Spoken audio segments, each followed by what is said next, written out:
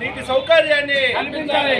19 వార్డులో నీటి సౌకర్యాన్ని కల్పించాలి. రూపాయల షాపింగ్ కనుక 29వ వార్డులో నీటి సౌకర్యాన్ని కల్పించాలి. వర్ధిల్లాలి సిపిఎంఎల్ ప్రజాపంద, వర్ధిల్లాలి సిపిఎంఎల్ ప్రజాపంద.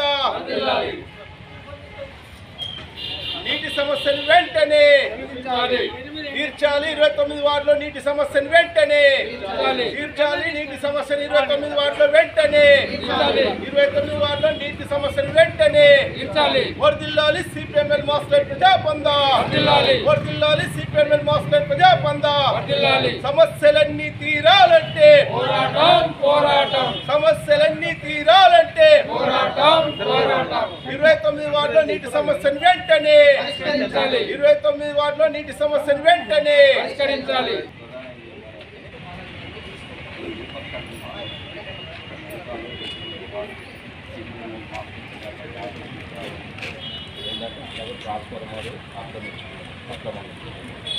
అట్లాగే ఏంటంటే ఆడ నీళ్ళ బోర్ వేసి అది రోడ్లోనే వేసేది. నేను చాలాసార్లు కూడా కమిషన్ దృష్టికి కూడా తీసుకొచ్చినాం. అక్కడ నీళ్ళ ట్యాంక్ కట్టించారు, దానికి నీటి సౌకర్యం కల్పించారు. తొలగిస్తారా లేకపోతే నీటి సౌకర్యం కల్పిస్తారు. ఒకటి అది ఏదైతే బిల్డింగ్ ఉందో ఆ బిల్డింగ్ ఏది వాళ్ళ ఇంటి పర్పస్ కోసం తీసుకున్నారు, కానీ ఇవాళ కమర్షియల్గా ఇవాళ షాపింగ్ మాల్కి వాడుతుంది. దాన్ని కూడా రద్దు చేయాలి. అట్లాగే ట్రాఫిక్ సమస్య కూడా బాగా ఉంది కాబట్టి వీటికి చర్యలు తీసుకోవాలా. ట్రాన్స్ఫార్మర్ కూడా తొలగించాలి, అక్కడ ఇబ్బందిగా ఉంది కాబట్టి బోర్ సౌకర్యం కల్పించాలని చెప్పి డిమాండ్ ఎవరన్నా. నీళ్ళకి ఇబ్బంది అవుతుంది సార్, కొంచెం ఎండాకాలం మాకు వాడలో బస్సు బాధ అవుతుంది. సిగ్గు సిగ్గు సిగ్గు సిగ్గు పార్కింగ్ స్థలం లేకున్నా షాపింగ్ మాల్లకు పర్మిషన్ ఇవ్వడమా? సిగ్గు సిగ్గు. నడి రోడ్డులో ట్రాన్స్ఫారాన్ని వెంటనే తొలగించాలి. నడి రోడ్డులో ట్రాన్స్ఫారాన్ని వెంటనే తొలగించాలి. నడి రోడ్డులో ట్రాన్స్ఫారాన్ని వెంటనే తొలగించాలి. నడి రోడ్డులో ఉన్న బోరుబావిని వెంటనే తొలగించాలి. నడి రోడ్డులో ఉన్న బోరుబావిని వెంటనే తొలగించాలి. మాస్లైన్ ఆధ్వర్యంలో మేము మున్సిపల్ ఆఫీస్లో ఈ యొక్క మెమోరాండం ఇవ్వడం జరిగింది. ముఖ్యంగా ఈ మంతెన బ్లాక్లో తాగునీటి నీటి సౌకర్యం లేక చాలా ఇబ్బందులకు గురవుతున్నాం.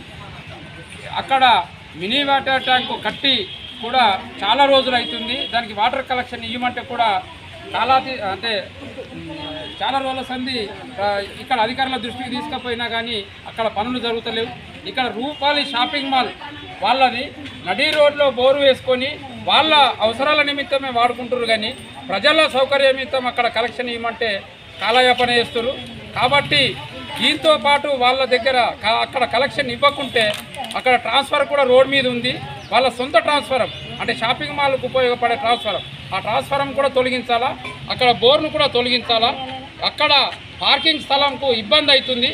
పార్కింగ్ స్థలం లేక అక్కడ వచ్చిన కస్టమర్స్ అందరూ రోడ్ల మీదనే వెహికల్ పెట్టి ప్రజలకు అసౌకర్యంగా కల్పిస్తారు. కాబట్టి అక్కడ పార్కింగ్ స్థలం లేదు కాబట్టి షాపింగ్ మాల్లను రద్దు చేయాలని చెప్పి మేము ప్రధానంగా డిమాండ్ చేస్తున్నాం. వీటిని సమస్య పరిష్కారం చేయకపోతే మున్ముందు ఈ ఉద్యమాన్ని ఉధృతం చేసి మేము కలెక్టర్ దృష్టి దాకా తీసుకుపోవడానికి అది ఆర్మూర్ మండల సంయుక్త కమిటీ ఆధ్వర్యంలో ఈరోజు ఆర్మూర్ మున్సిపాలిటీ కమిషన్ కలవడానికి వచ్చినాం. ప్రధానంగా 29 వార్డులో ఏదైతే రూపాల్ షాపింగ్ మాల్ వెనుక ఉన్నటువంటి 29 వార్డులో రోడ్లో అయినా బోరు అక్రమంగా వేయడం జరిగింది. అట్లాగే రోడ్డుని మొత్తం ఆక్రమించి అక్కడ ట్రాన్స్ఫారాన్ని నిర్వహించుకోవడం జరిగింది. అట్లాగే ఒక ఇంటి పర్పస్ కోసం పర్మిషన్ తీసుకొని ఇవాళ షాపింగ్ మాల్లను నిర్వహిస్తూ ఉంటే కూడా కళ్ళు అప్పగించి చూస్తూ ఉన్నటువంటి పరిస్థితి కనపడతా ఉంది. కనుక అక్కడ నీటి కొరత చాలా ఉంది. అనేక రోజుల సంది మేము చెప్తా ఉన్నప్పటికీ కూడా అధికార యంత్రాంగం కానీ పట్టించుకోవడం లేదు.